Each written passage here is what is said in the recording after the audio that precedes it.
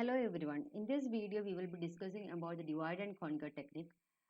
So this is another method to solve the problems in algorithms. So this problem works like this. The problem is divided into smaller subproblems. Then each problem is solved independently.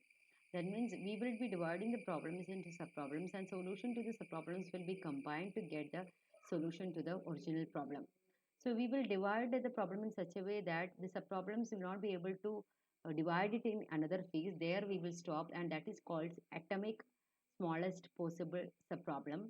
And these problems will be solved first, and these solutions will be combined together to obtain the solution of the original problem. This is a method which is commonly used to solve many of the problems in the real life also. Suppose this is a problem A, B, C, D, E, F, G, H, I, J, and we are dividing this one into subproblems like different, and we will conquer it. That means a solution we are finding out here for each subproblem, and that subproblem solutions we will be merging at the end to find the solution for the final problem. Now, so this includes mainly three steps. One is divide, conquer, and combine or merge. Divide is also called break. That means these steps divides the problem into smaller subproblems. Subproblems should represent a part of the original problem. This step generally takes a recursive approach to divide the problem until no subproblem is further divisible. At this stage, subproblems become in atomic in nature but still represent some part of the actual problem. Conquer is the next step. The steps receives a lot of smaller subproblems to be solved. Generally, at this level, the problems are considered solved on their own. Merge or combine means when the smaller subproblems are solved, this stage recursively combines them until they formulate a solution of the original problem. This works recursively, and conquer and merge steps work so close that they appear as one.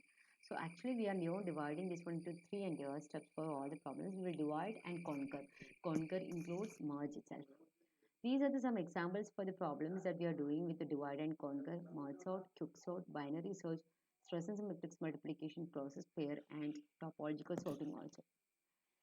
Now, advantages. There are few advantages and disadvantages for the divide and conquer technique. As you know, the advantage of divide and conquer technique is parallelism. That means so many problems are can be done parallelly, but the problems should be independent. The problems can be done parallelly if the problems are independent. Then that means that we can do it parallelly all the problems together. So divide and conquer technique supports parallelism. So hence an algorithm which is designed using this technique can run on a multiprocessor system or in a different machine simultaneously. So that means we can save a lot of time when we use the divide and conquer technique because it increases parallelism. Another disadvantage of this is it involves since the algorithms are designed using recursion, memory management is really high. So for recursive function stack, as you know, for the recursive functions, we use stack as a data structure. And the stack function states also need to be stored along with the data to be solved in the algorithm. That means it requires more amount of memory, and the memory management also is very high since we are using different stack calls for the recursive function. So this is a disadvantage of a divide and conquer technique. Hope you understood this topic. This comes as a 5 marks or 6 marks questions from the module 2. Hope you have understood this one. That's all for today. Thank you.